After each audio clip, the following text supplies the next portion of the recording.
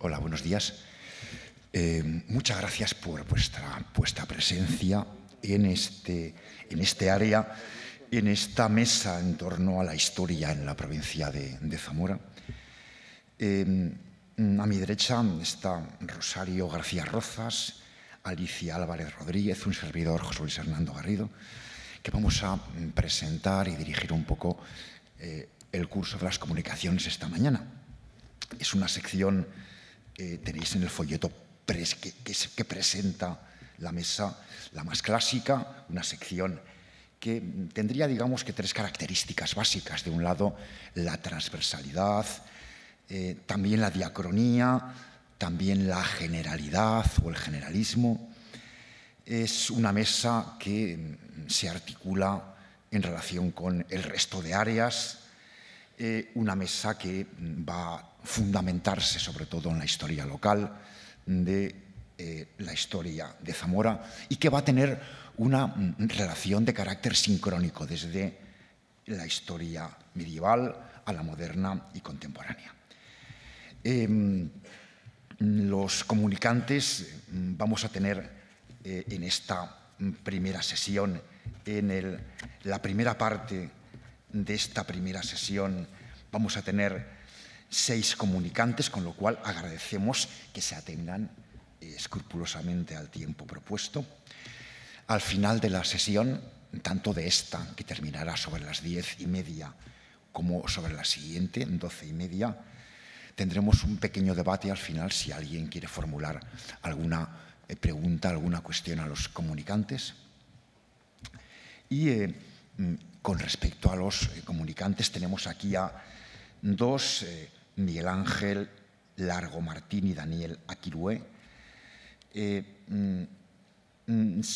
Os ruego que a medida que vayamos leyendo las comunicaciones vayan ocupando el lugar el siguiente comunicante, a ser posible que esté por aquí en las primeras filas para ser más ágiles al respecto. Bueno, y sin más preámbulos, vamos a ceder la palabra a los comunicantes de esta mañana.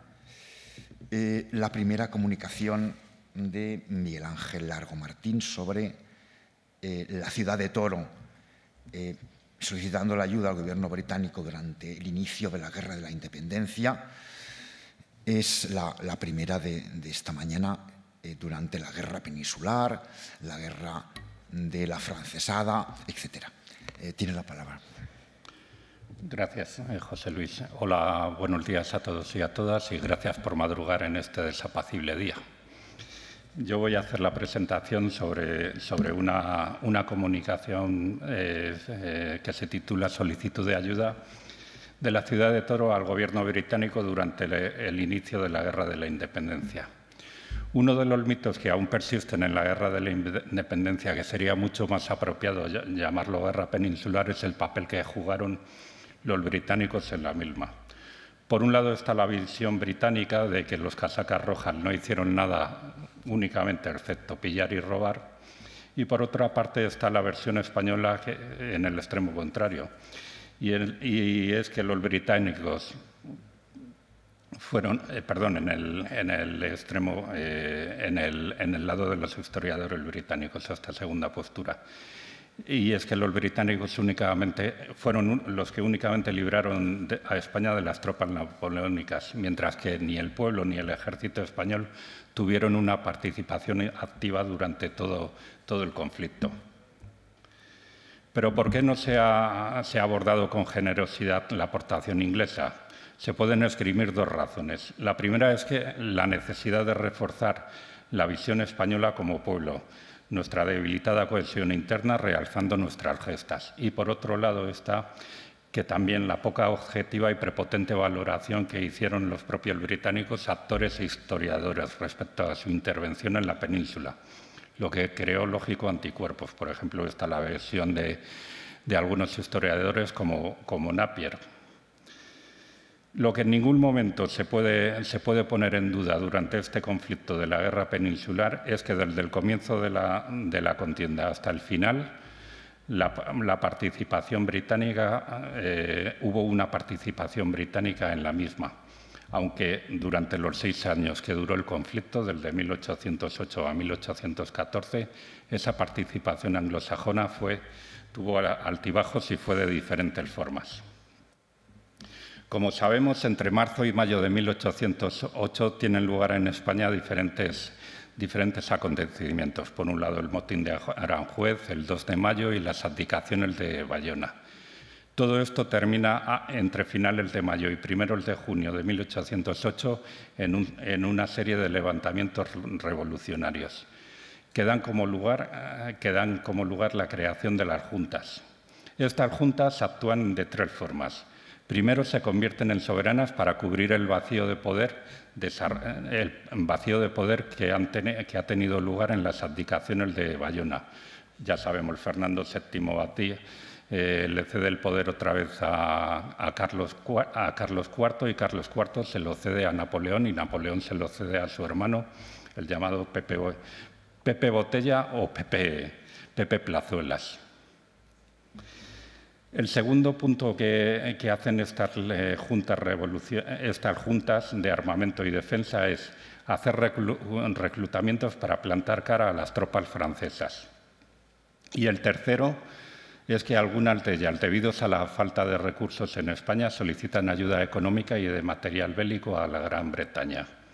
En España ha habido a comienzos del siglo XIX ha habido diferentes crisis, incluso a finales del siglo XVIII se realizan las primeras desamortizaciones, y justamente esas primeras desamortizaciones tienen como objeto cubrir la bancarrota que existe en ese periodo. La Junta de Asturias fue la primera en pedir ayuda a los británicos, seguida de Galicia y posteriormente la de Sevilla. Estas 3 juntas enviaron, en junio de 1808, representantes a Londres. Las gestiones de los asturianos, de los diputados asturianos en Londres, con el secretario del Foreign Office, George Canning, dieron sus frutos. Y así, el 3 de julio, llega al puerto de Gijón 2 cargueros británicos con 600 toneladas bélicas. Este es el primer cargamento que llega a la península ibérica para ayudar a combatir a los franceses.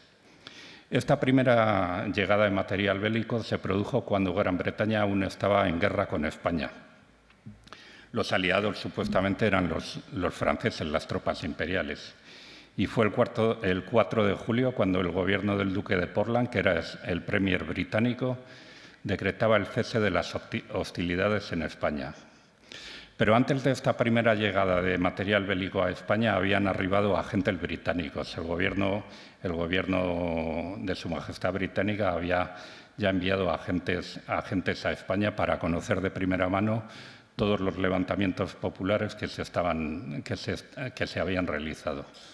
Uno de esos agentes fue Thomas Dare, que el 18 de julio del Benavente envió a Gran Bretaña un despacho de la batalla de Medina de Rieseco, que tuvo lugar el 14 de julio. Y otro de ellos fue Charles Dale, que el 16 de agosto estaba en Astorga y 2 días más tarde estaba en Salamanca, lo que desde luego nos lleva a que atravesó tierras zamoranas. Estuvo en Toro o en Zamora, o incluso en ambas. Pocos días después del paso de Dale por tierras zamoranas está fechada en los archivos del Foreign Office una carta desconocida hasta ahora. Se trata de una misiva enviada el 6 de septiembre de 1808 por la Junta de Toro al duque de Portland, William Henry Cavendish, que era el premier británico. La versión que está almacenada en los archivos del Foreign Office es la traducción en inglés, lo que nos lleva a que la Junta de Toro envió esa carta en español. Esta misiva comienza haciendo un relato de cómo se creó la Junta de Toro. Después lanza flores a Su Majestad Británica por los esfuerzos realizados con la nación española y anticipa que el motivo de la carta del duque al duque de Portland es la solicitud de suministro para las tropas reclutadas en Toro. Por ejemplo, en la carta se indica: se atreve a intervenir sobre su excelencia, atención y pedir a través de de su canal con la Majestad Británica los suministros que deseen para las tropas que han reclutado, que forman el primer regimiento nacional del Ejército de Castilla. Este Ejército de Castilla es el que estaba al mando del general Cuesta, que había intervenido tanto ya en Cabezón de Pisuerga como en Medina de Rioseco. En el siguiente párrafo de la carta se habla sobre el levantamiento popular ocurrido en Toro en junio de 1808, a consecuencia del cambio de dinastía. Desde luego que, a pesar de los sucesos del 2 de mayo,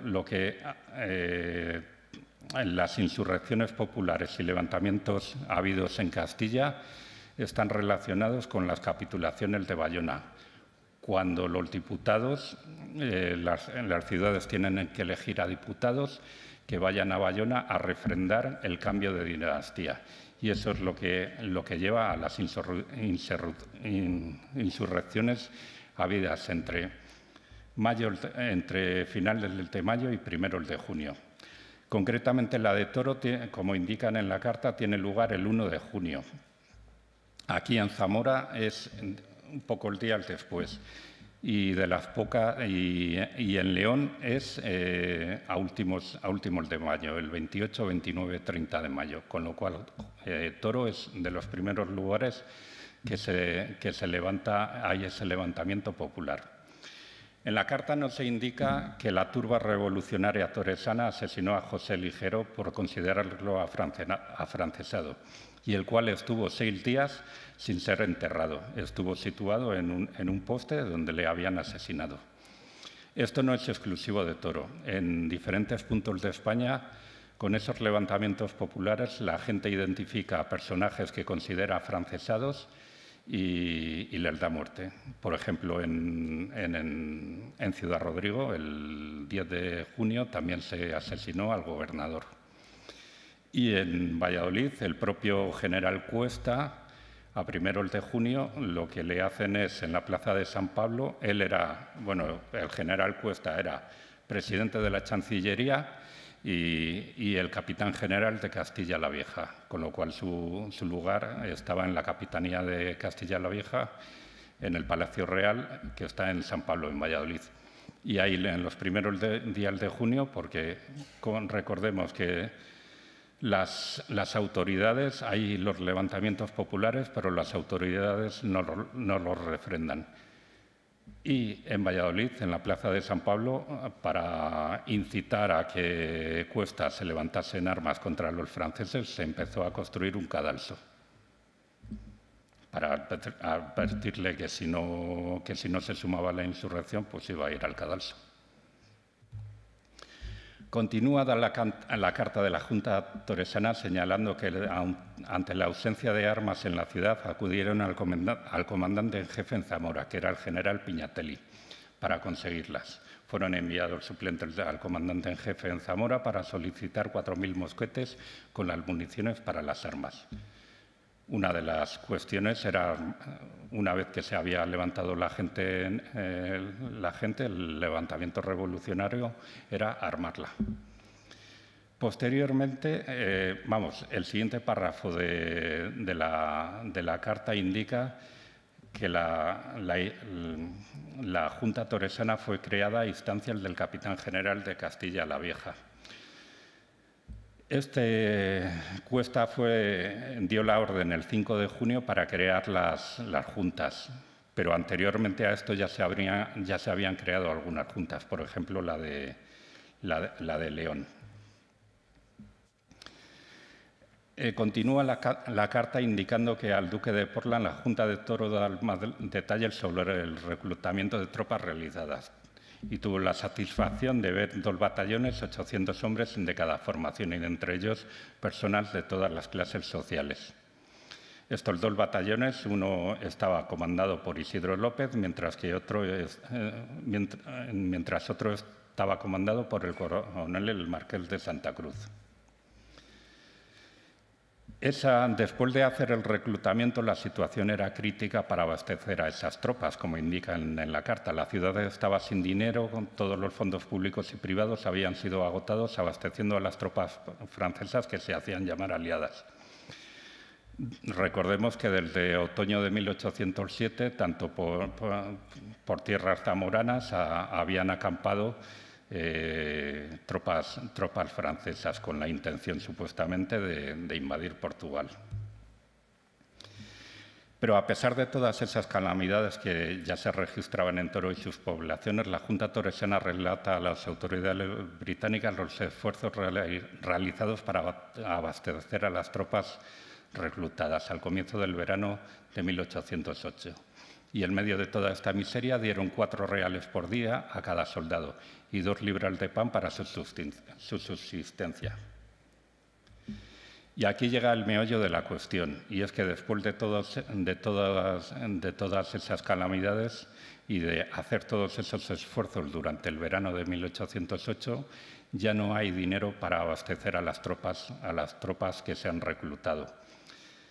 Y la Junta Torresana pide a Su Majestad Británica, a través del Duque de Portland, que era el premier británico, 1 millón de reales. 1 millón de reales es lo que la Junta solicita y desea obtener a través de su compromiso. Los fondos de la ciudad y de las poblaciones de su distrito será garantizada con esta suma y sus procuradores y representantes cuidarán del préstamo.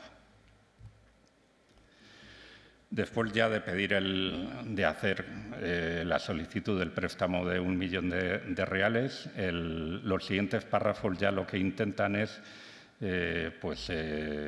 hacer que esos socorros intenten llegar, y lo que hacen es un poco alabar la labor de Gran Bretaña que está haciendo en ese verano de 1808, que ya está enviando dinero y material bélico para la guerra que se está generando en España contra las tropas francesas. Como dice, la suma de 1 millón de reales es un sacrificio pequeño en comparación con los mayores que ha hecho Inglaterra. Y esta Junta está persuadida de que no será puesta en peor condición que las demás que componen el Gobierno del Reino y cuyos clamores han sido oídos por los ministros ingleses. En especial, esos clamores habían llegado desde las Juntas de Asturias, Galicia y Sevilla. Y ya el último párrafo, al premier británico, lo que hace es que intenta que esa solicitud le llegue a Jorge III, que es el monarca inglés. Y indica: las circunstancias del día lo requieren y si la nación española es asistida eficazmente por su gran nación, por Inglaterra, esta provincia y la ciudad de Toro reconocerán siempre a su benefactor y, alzando los brazos al cielo, rogarán por la importante salud del Reino de Gran Bretaña, por su prosperidad y por la vida de su excelencia. Esta carta, que, como he dicho, está almacenada en los archivos del Foreign Office británico, está encabezada la firma por el corregidor torresano José María de Cuéllar, que sería el presidente de la Junta de Defensa y Armamento británico. Pero, ¿qué ocurrió con esta petición de 1 millón de euros a la Junta de Toro? ¿Llegó o no llegó?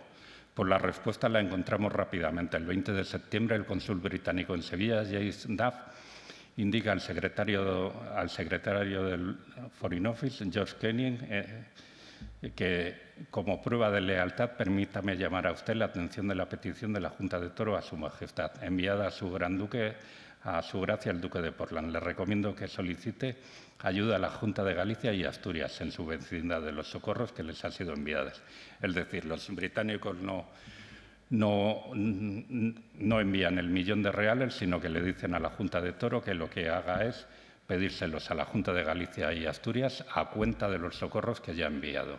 No sabemos, yo no he encontrado información de si ese 1 millón de reales finalmente la Junta de Asturias o la Junta de Galicia se lo cedieron.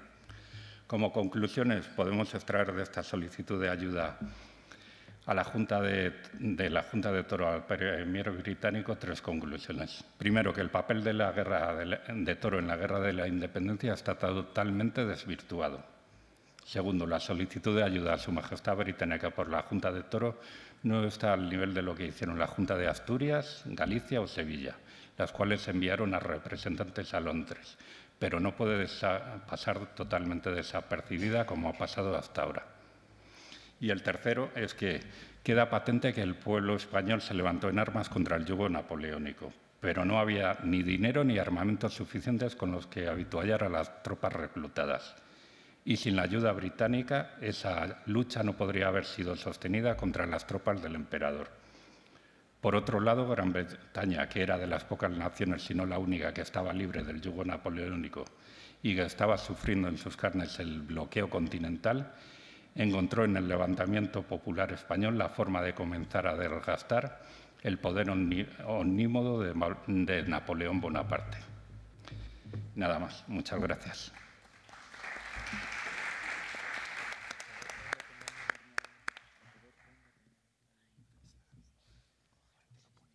Pues muchas gracias, Miguel Ángel.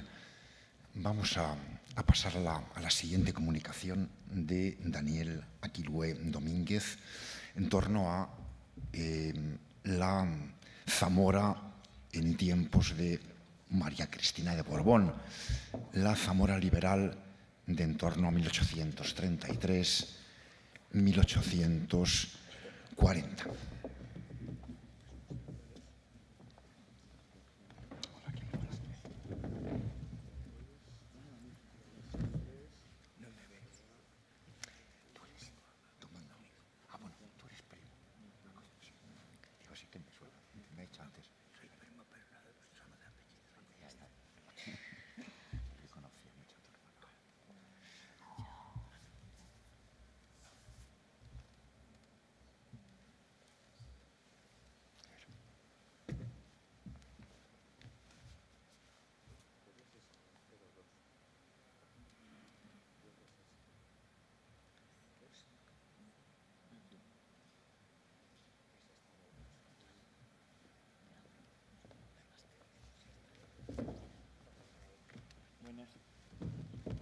Buenos días.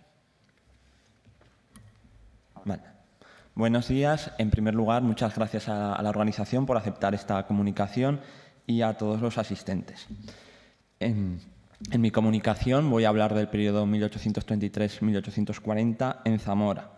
Esto se enmarca en las primeras décadas de ese convulso siglo XIX, que están marcadas por tres grandes procesos que articulan la historia de España y la historia de Europa y América, que son guerra, revolución y contrarrevolución. En España se abre ese periodo con la Guerra de Independencia, que para el caso de Zamora contamos con la obra clásica de Gras y Esteva, muy crítica con la de Fernández Duro. A eso se sucede el reinado de Fernando VII, que tiene un intervalo de 3 años, el trienio constitucional de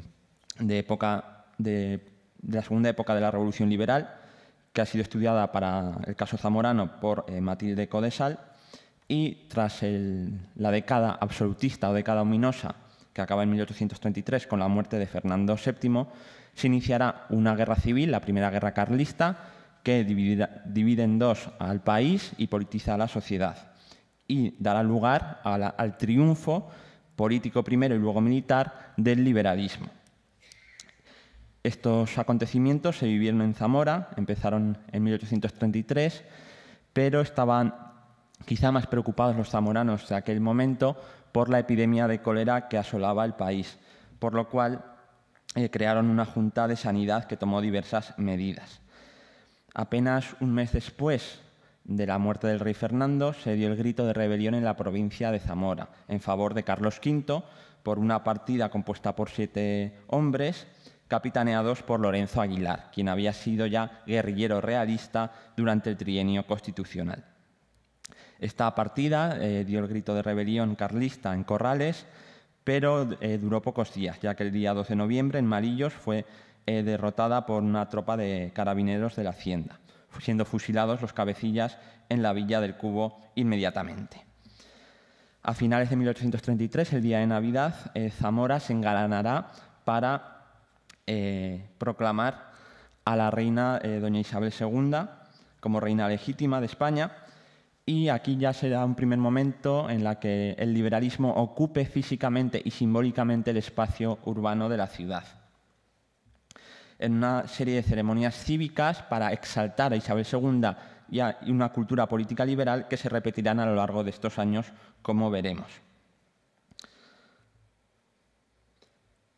Precisamente, 2 años después, en 1835, Zamora va a ser escenario de una nueva ceremonia cívica que es singular, ya que no he observado en otros casos, en otras ciudades españolas, que es una gran fiesta por el aniversario de la proclamación del Estatuto Real, una mera carta otorgada que había dado María Cristina de Borbón, la regente y madre de Isabel II, para abrir Cortes. En las fiestas por el Estatuto Real en Zamora, que se dieron entre el 24 y 25 de julio de 1835, llama la atención la erección de un monumento a este Estatuto Real y a la reina gobernadora, que se hizo por suscripción popular y se inauguró en la Plaza de la Hierba, actual Plaza Sagasta. Lo típico en aquellos momentos era la inauguración de placas y a partir de 1836, como ocurrirá en Zamora y todos los pueblos y villas de su provincia, placas constitucionales o lápidas constitucionales.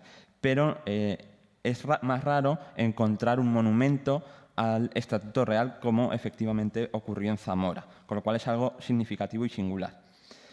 Paralelamente a estos actos cívicos se constituye la milicia urbana, luego Guardia Nacional y finalmente Milicia Nacional, que será un actor fundamental de la Revolución Liberal. En Zamora, a la altura de 1835, encontramos un primer batallón de la provincia, con 791 integrantes que provienen tanto de la ciudad de Zamora como de los pueblos aledaños. A la formación de esta milicia urbana, Guardia Nacional, ayuda el gobernador civil y el gobernador militar, en este caso el gobernador militar Fernando Gómez de Butrón, todo un veterano ya desde la Guerra de la Independencia. En 1835, para ayudar a las tropas de la reina Isabel II, entrará en España la División Auxiliar Portuguesa y hará su entrada precisamente por este lugar, por Zamora. El 4 de noviembre, la vanguardia, dirigida por el barón das Santas, será recibida y agasajada por Ayuntamiento y los gobernadores en una población engalanada, con banquetes, brindis, proclamas de exaltación liberal de la reina María de Portugal y de la reina Isabel de España. Sin embargo, congregar a tantos soldados extranjeros dentro de los muros de la ciudad provocará altercados por el tema de la moneda portuguesa y por el tema de la venta de comestibles. Y finalmente habrá un asesinato de un soldado portugués que desencadenará entre el 25 y 28 de noviembre un gran motín de estas tropas portuguesas que atacarán al vecindario zamorano, no restableciéndose el orden tras varios muertos y heridos hasta que haya patrullas mixtas de soldados españoles y portugueses. Luego también habrá incidentes en Toro, también por el mismo asunto de la venta de comestibles y la actuación de las tropas portuguesas, que finalmente marcharon hacia Burgos y hacia el frente norte vasco-navarro a combatir al carlismo.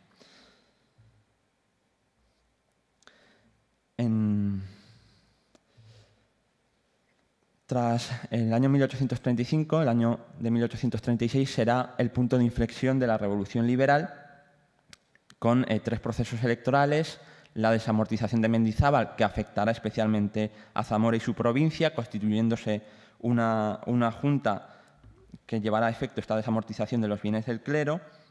Se ampliará la milicia nacional, se colocarán lápidas constitucionales en numerosos pueblos de la provincia y finalmente en agosto, cuando lleguen noticias del triunfo de la Revolución en el Palacio de la Granja, en Segovia, se proclamará la Constitución de 1812 en Zamora. El Ayuntamiento y el gobernador toman la decisión tras la presión popular de la gente que se congrega espontáneamente en la Plaza Mayor. A partir de entonces observamos una Zamora liberal progresista o liberal avanzada que va a tomar un papel predominante. Se observa también en las proclamas y en las referencias en el lenguaje que hacen referencia a 1823, a los héroes y mártires de la libertad y al propio momento en el que se vive y se llama a luchar contra las hordas facciosas, es decir, el carlismo. El periodo acabará en septiembre de 1840, justo después de finalizar la guerra carlista, que acaba en ese verano de 1840 con la completa derrota de las tropas de Cabrera por Espartero, con un movimiento juntista en defensa de la Constitución progresista de 1837, Constitución que defenderá Zamora entre el 7 y el 10 de septiembre, levantándose en armas y configurando una nueva Junta Revolucionaria, la cual depuso al gobernador político de signo liberal moderado y acusado de distintas corrupciones políticas en las últimas elecciones a Cortes. Y además acusado de separar a diversos vecinos zamoranos de empleos públicos por sus opiniones políticas afines al liberalismo progresista. La Junta de 1840 tomará medidas separando de empleos públicos a los afines al liberalismo moderado o conservador, dará proclamas llamando a las armas para defender la Constitución de 1837, que era garantía de las libertades y especialmente de los ayuntamientos electos por los vecinos y no designados por el gobierno, como se planteaba por el gobierno conservador en ese momento.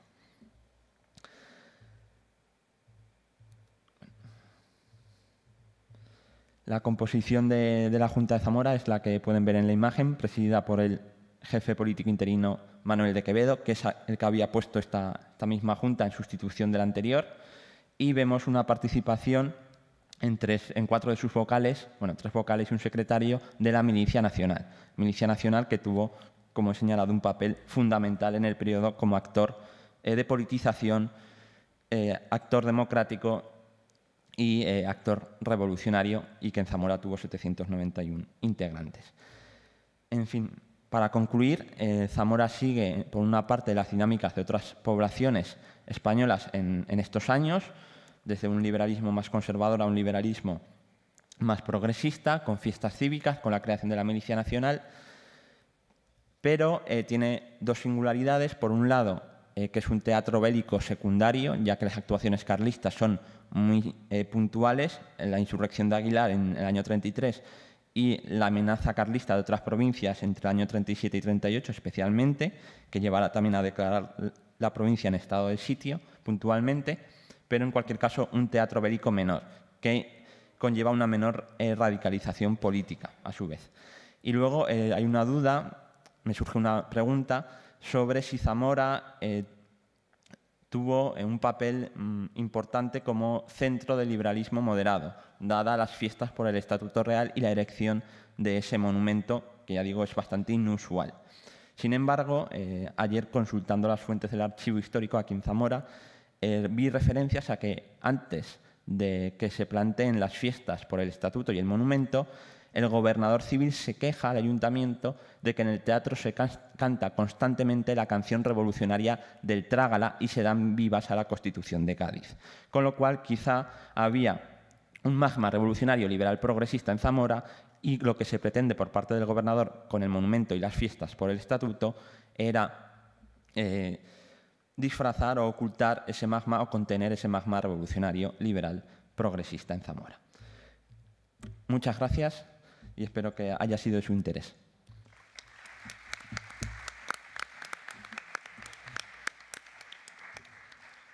Pues muchas gracias, Daniel, sobre todo por ceñirte escrupulosamente al tiempo señalado, indicado al principio. Y ahora vamos a ceder la palabra a Fernando Primo, que va a leer una comunicación presentada en realidad por Domingo Antonio Ramos Prieto y que versará sobre el marinero ilustre, polígrafo, intelectual Cesáreo Fernández Duro y sobre sus aportaciones. Tiene la palabra don Fernando Primo. Muchas gracias. Muchas gracias. Buenos días. Bueno, yo estoy aquí un poco de prestado, sirviendo la petición de un íntimo amigo, de Domingo Ramos, que no ha podido venir desde Granada, y hago de portavoz de esta ponencia. Me ha costado mucho trabajo el intentar resumir todo lo que las más de 40 páginas de este trabajo, de esta comunicación, que él ha dividido en 8 partes.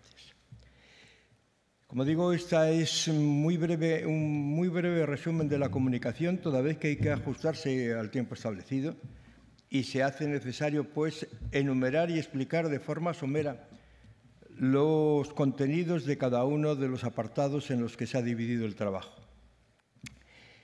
El primero, todo el que se acerca a la figura de Fernán de Duro suele extrañarse y preguntarse cómo es posible que de la áspera tierra castellano-leonesa surgiera una vocación atraída por los azules espacios abiertos de la mar.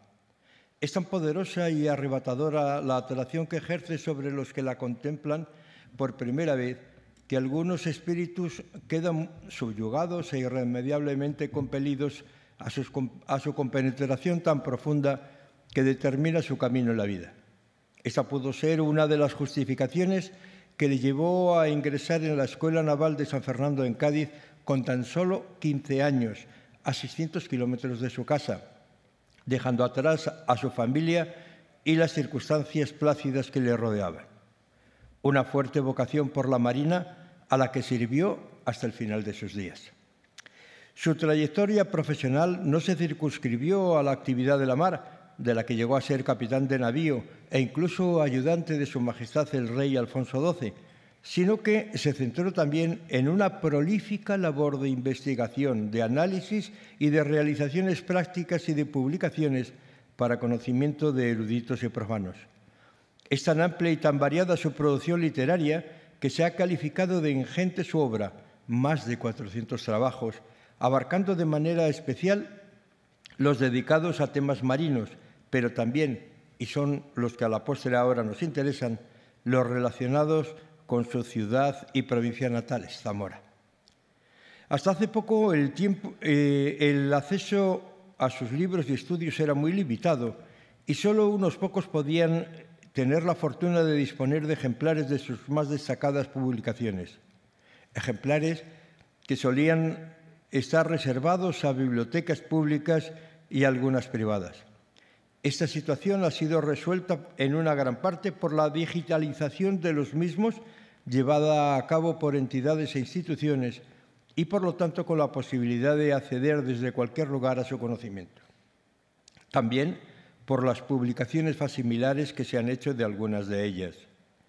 La dimensión de su obra abarca contenidos diversos, no solo de investigaciones arqueológicas e históricas, sino también de elaboraciones doctrinales y otras polémicas, como por ejemplo las relacionadas con Colón, además de heráldicas y cartográficas.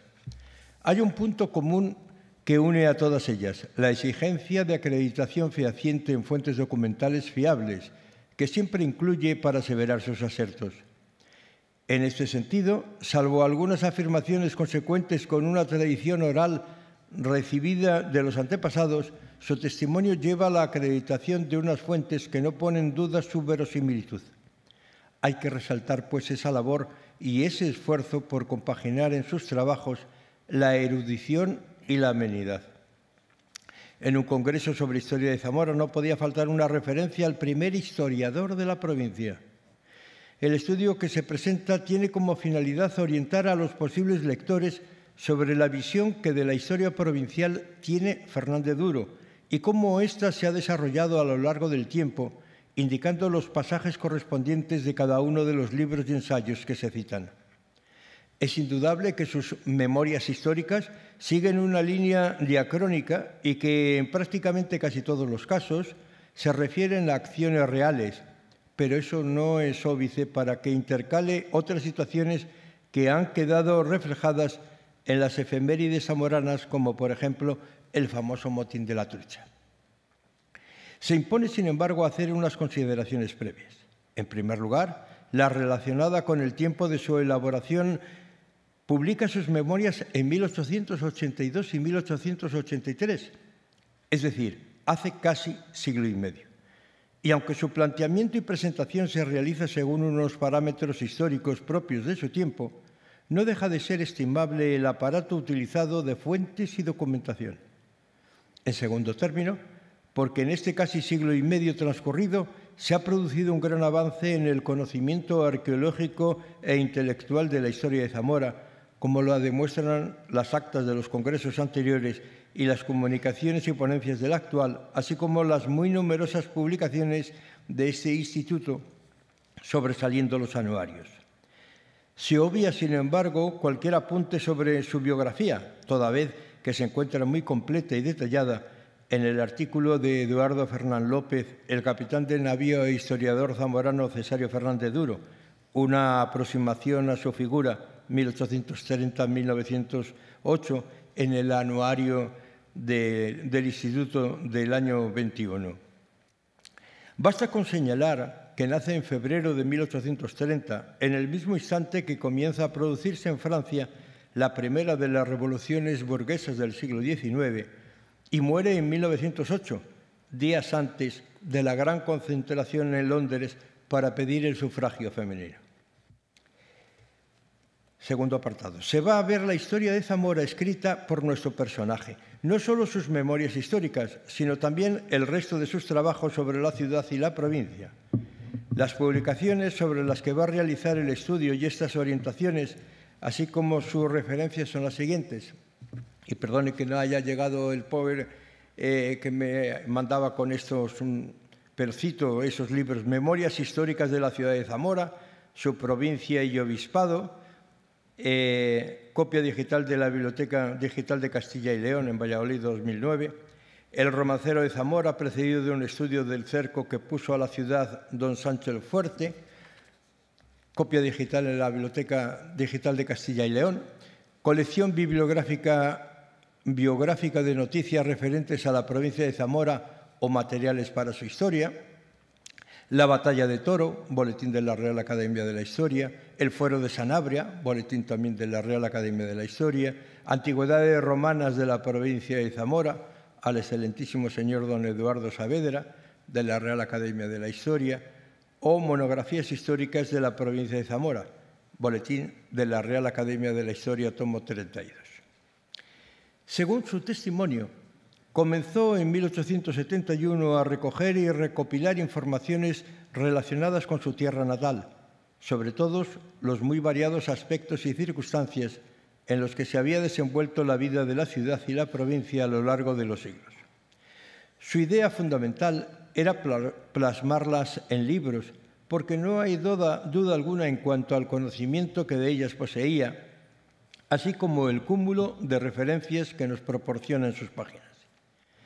Es la colección bibliográfico-biográfica que se cita anteriormente.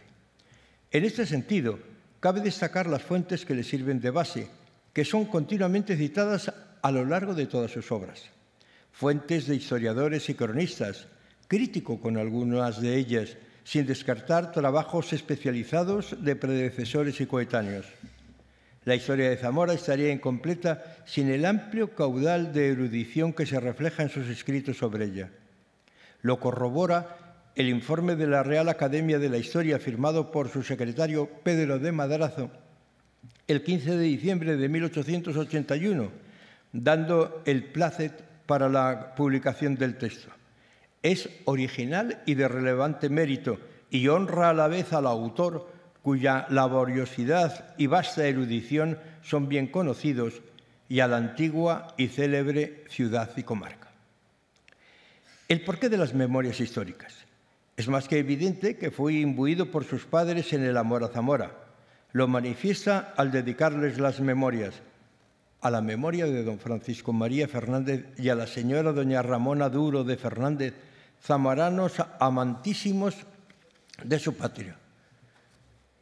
Dedica la obra a que tanto han contribuido y en las que se justifica por el afecto que tengo a la ciudad que me dio cuna, o también en la dedicatoria del romancero a la muy noble ciudad de Zamora en testimonio del amor de su hijo.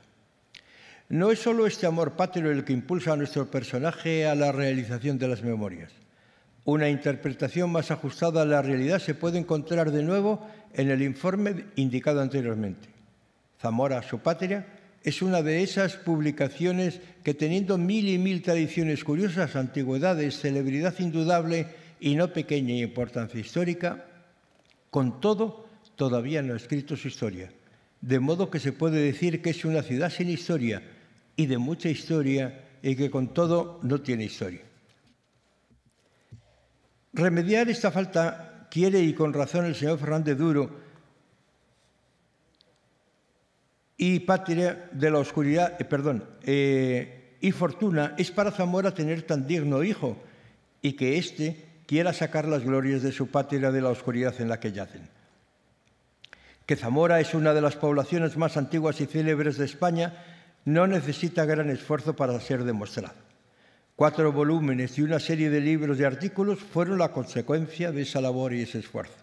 Como ya se ha informado, estas explicaciones tienen como finalidad hacer más asequible la información contenida en la bibliografía citada de nuestro personaje.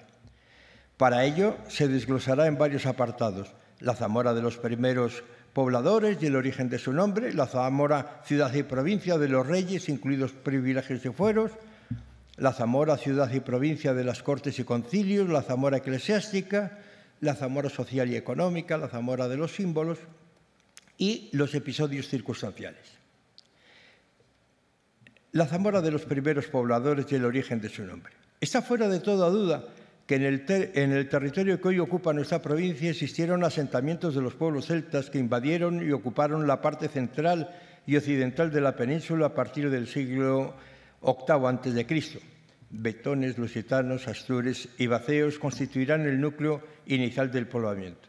Del tiempo anterior, Fernández Duro se muestra categórico, no sabe nada. Sin embargo, hoy no podría considerar adecuado tal apotegma. Sin ir más lejos, en este mismo congreso se presentan comunicaciones sobre las viejas y nuevas tecnologías, actualización de los estudios arqueológicos y patrimoniales que desdicen tal afirmación. Resulta imposible certificar en qué momento aparecen fundadas las ciudades de la provincia. Afirma que no hay constancia de que existiera la ciudad de Zamora antes de los moros, basándose en que no figura en el mapa de Ptolomeo. Pero Fernández Duro discrepa abiertamente de tal aserto y acompaña su aseveración en las inscripciones que acreditan de un modo absoluto la existencia de una ciudad de importancia en territorio vaceo, a la que podrían corresponder los nombres de Séntica, un autor asegura que fue fundada por los griegos, Sarabis o Saracis, Sisapona, Orcelis, etc., atribuidos por otros historiadores. De esta última derivaría Ocelum, que supondría la latinización del nombre. En ese sentido, nuestro autor reproduce un extenso informe realizado por don Miguel José de Quirós, en el que explica científica y documentalmente la existencia de tal denominación. En cuanto al nombre actual de Zamora, hay que remitirse a la invasión musulmana más adelante. Cartagineses y romanos se disputarán la hegemonía peninsular, consolidándose los últimos. Durante varios siglos, la romanización de Hispania nos incluirá un proceso político y cultural que marcará el destino de la provincia. Entre otras circunstancias, provocará, además de la asunción del idioma, la aparición de viriato, una de las muestras de las señas de identidad, etcétera, etcétera. La Zamora, ciudad y provincia de los reyes. Cuando se cita que la ciudad y la provincia son de los reyes, se afirma la descripción que el historiador hace de la importancia que tuvo durante toda la Edad Media, de manera destacada en el primer periodo de la Reconquista, en los que fue destruida y reconstruida varias veces al convertirse las 3 ciudades principales en lugares de residencia permanentes o temporal de los reyes castellano-leoneses. La repoblación se completará con Fernando I, que le otorgará la capitalidad e incluso con categoría de reino al otorgársela al morir su hija doña Urraca. Otras circunstancias insólitas que es necesario resaltar son el matrimonio del rey Fernando IV en la localidad de Alcañices y, por supuesto, el nacimiento en Valparaíso del rey Fernando III. Bien, cuarto, la ciudad y provincia de las Cortes. Fernández Duro dedica el capítulo 39 de las Memorias al voto en Cortes para justificar la importancia de Zamora como noble ciudad poseedora del privilegio del voto en Cortes con todas sus prerrogativas, excediendo a las demás en cuanto que su voto no era solo por sí misma, sino también por todo el Reino de Galicia. De todas las celebraciones Cortes de Zamora, sin duda la de mayor repercusión es la de Toro de 1505, al año siguiente de la muerte de la reina Isabel. Bien, quiero continuar, no siento que me manden al corral. La Zamora eclesiástica. Se ha de comenzar con la predicación del Evangelio en la Hispania romana y los primeros mártires, así como los primeros obispos. La creación de monasterios y del obispado numantino, que comenzará con San Atilano. A los obispos siguientes se les irá conociendo como numantinos. Hecho singular es la invención del cuerpo de San Ildefonso, a pesar del interés de Toledo por recuperarlo, que más tarde fue motivo para su veneración, entre otros, por la princesa de Gales, Catalina, la hija de los reyes católicos, y por Carlos V. La invención de la Virgen de la Iniesta y el reconocimiento de la Virgen del Tránsito forman parte de la esencia misma de la ciudad. Los otros apartados que ya no me permito continuar son la Zamora de los símbolos, la Seña Bermeja y Peromato y la Gobierna, o la Zamora social y económica, las revueltas populares, los enfrentamientos nobiliarios, ferias y mercados y actividades económicos, y termina con una loa y episodios circunstanciales, como por ejemplo la cita que en el año 901 el Duero se pasa casi sin agua y se paseaba andando, o el eclipse de luna en plena batalla con los musulmanes, las pestes, los incendios, las inundaciones, etc. Bien, con esto termino. Gracias.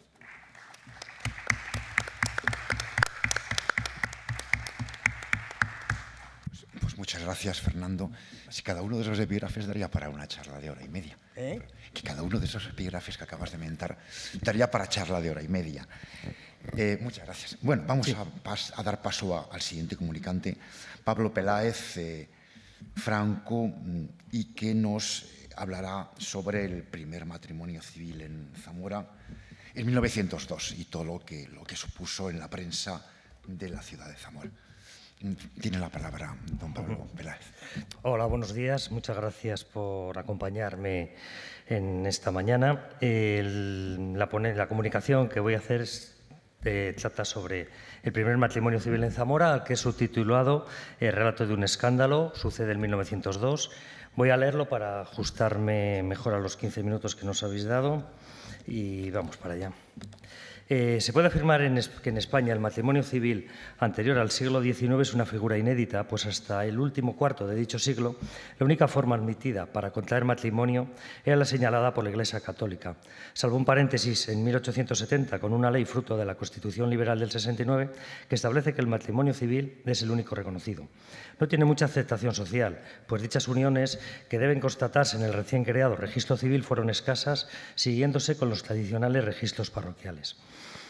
Con el paso del tiempo y atendiendo a la realidad social y a las buenas relaciones con la Santa Sede, se establece una dualidad entre el ordenamiento jurídico español, entre el matrimonio canónico como regla general y el civil como extraordinario, quedando plasmado en el Código Civil de 1889 y reforzada con una Real Orden de 1900, por la cual se establece, y esto es importante para el desarrollo de la comunicación, que el matrimonio civil se reserva para aquellas personas que manifiesten ante una autoridad competente no profesar la religión católica.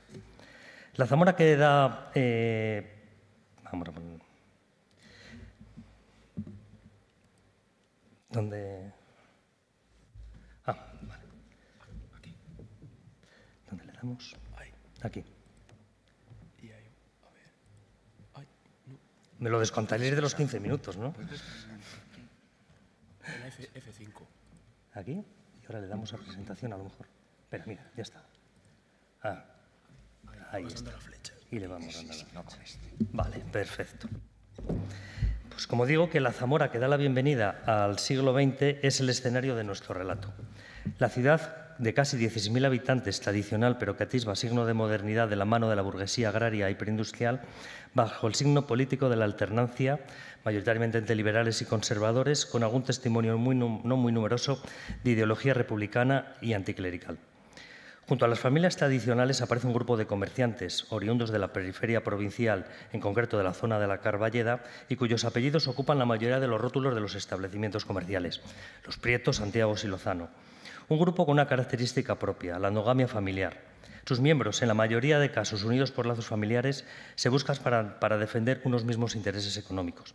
Así, la mayoría de enlaces matrimoniales se sustentan en una base afectiva y amorosa, como no podía ser de otra forma, pero sería ingenuo obviar el objetivo que en muchos casos prevalece en dichas uniones. Destacado miembro de este grupo es Ambrosio Santiago Lozano, originario de Molas de los Caballeros, padre de nuestras dos protagonistas, propietario del comercio del Redondel situado en la Plaza Mayor. Uno de los 80 mayores contribuyentes en ese momento y promotor, junto a otras personas de la ciudad, de la construcción de la Plaza de Toros. La sede episcopal en ese momento estaba ocupada por el obispo don Luis Felipe Ortiz Gutiérrez, de frágil salud y fuerte carácter, que destacó por sus frecuentes pastorales y comunicados, publicados en el Boletín Oficial de la Diócesis y a través de las páginas del Correo de Zamora, que hace de portavoz ante la sociedad zamorana. Por último, y no menos importante, debemos destacar el papel de la prensa, que tiene un gran poder de formación y creación de opinión. Destacan en la ciudad dos diarios, El Heraldo de Zamora, de ideología liberal, y por otro lado el Correo de Zamora, voz de la comunión tradicionalista carlista. Aparte de estos títulos de menor tirada, hay otros como El Comentarista, publicación bimensual y de carácter independiente, La Región, semanal conservador, y por último, La Voz Republicana, de aparición semanal e ideología republicana y anticlerical, todos ellos protagonistas de nuestra historia. Y empezamos a narrar la historia. Las hermanas Bárbara y Claudia desean contraer matrimonio canónico con Avelino y Joaquín respectivamente, pero para ello necesitan solicitar la dispensa eclesiástica, pues les unían lazos familiares. Para ello ponen en marcha lo que se denomina el expediente matrimonial, en la que se aportan, además de la solicitud y certificados eclesiásticos, los datos genealógicos a través de un árbol para atestiguar el grado de consanguinidad. También aportan el permiso del padre, pues en ese momento la mayoría de edad se sitúa en los 24 años. Deben alegar la causa para que les sea concedida la dispensa. Dichas causas están listadas de forma exhaustiva por la propia Iglesia. Nuestros protagonistas alegan en ambos casos la de pertenecer a honestas familias, que es textualmente que los oradores y sus familias viven honestamente, no siendo aquellos ni sus padres carniceros, verdugos ni gitanos. La dispensa llevaba consigo una contraprestación económica en forma de tasa. El cálculo de dicho impuesto se hacía en función del capital que poseían los padres de los oradores. Para conocer el montante de los mismos y asegurarse la veracidad de lo manifestado, el sacerdote inicia una serie de pesquisas entrevistando a varios testigos que conocían a las familias. En base a estos testimonios, el párroco comunica al obispado la cantidad verosímil para fijar la dispensa, la cual queda establecida para la pareja de Avelino y Bárbara en 175 pesetas y para Joaquín y Claudia en 200 pesetas. Descontentos por la tasa impuesta, que consideran muy elevada para sus posibilidades, solicitan una nueva valoración de la misma, petición que no es atendida, por lo que ambas parejas reconsideran su matrimonio canónico. Ante negativa por parte del obispado a rebajar la tasa para la dispensa matrimonial, las parejas optan por la inédita vía en la ciudad del matrimonio civil. Recordar, como había dicho antes, que el matrimonio civil estaba reservado para aquellas personas que manifestasen públicamente que no profesasen la religión católica, trámite que debían realizar ante el juez municipal de Zamora, cosa que hacen, que hacen del mismo. Como ellos eran católicos, supone un acto de apostasía de la fe católica, lo que les llevará a la excomunión. La primera noticia de la ciudad que tiene la ciudad sobre estas intenciones de los novios la proporciona el diario La Región, la cual publica el 20 de junio la siguiente nota. Dentro de muy poco tiempo contrarán matrimonio por el procedimiento civil en esta capital las agraciadas y lindas señoritas Bárbara y Claudia Santiago, hijas de nuestro querido amigo el comerciante don Ambrosio, con Avelino Prieto y otro joven vecino de Corrales. El matrimonio está llamado a tener cierta resonancia por ser el primer procedimiento que se verificará en esta ciudad por el procedimiento civil. Noticia de la que se hace eco al día siguiente el Correo de Zamora, reproduciendo la nota aparecida en dicho diario, mostrando ya desde un primer momento toda una declaración de principios contra este tipo de matrimonio, siguiendo la doctrina católica. Dice textualmente eso: la noticia nos ha helado de espanto. Aunque el colega lo asegura, no podemos creer que el digno y probo comerciante don Ambrosio Santiago vaya a consentir que sus hijas, tan lindas como honradas, vivan en perpetua mancebía, porque mancebía es, y no otra cosa, el matrimonio que no está bendecido por la Iglesia. Al día siguiente publica este diario un artículo que repasa la doctrina de la Iglesia sobre el tema y que advierte a los novios de la necesidad de declarar ante un funcionario del Estado que no profesan la religión católica para que éste sea válido. Les avisa de las terribles consecuencias de ser declarado nulo el matrimonio, principalmente para la mujer, pues el carácter de validez del matrimonio, el marido lo puede anular en cualquier momento ante cualquier situación adversa o de cansancio, abandonando a la mujer y, como dice el artículo, dejándola en el arroyo. Además de recordarles que quien reniega de la fe es un apóstata, cuya responsabilidad le perseguirá toda la vida. Faltan pocos días para el enlace y el correo continúa con su ataque, tanto al matrimonio civil como a los novios, empleando unas durísimas descalificaciones a las novias, a las que califica como concubinas, barraganas, pecadoras públicas, afirmando que la única diferencia entre una mujer casada por lo civil y una prostituta es el precio que un hombre paga por ellas, por estar con ellas. En ambos casos, las obligaciones del hombre para con la mujer son las mismas, además de afirmar que a quien se le niega el sacramento del matrimonio es porque es un apóstata, un hereje, un impío, un ateo, una concubina, un pecador, un usurero, es todo un aviso a navegantes. Le voy a leer ahora unos párrafos en concreto del artículo que son textuales. Dice así: dentro de 3 días se celebrarán en Zamora 2 matrimonios civiles. Por primera vez esta vieja ciudad va a presenciar este funesto espectáculo. ¿El matrimonio civil es verdaderamente matrimonio? No. Es exactamente igual a la cohabitación de un hombre con su barragana.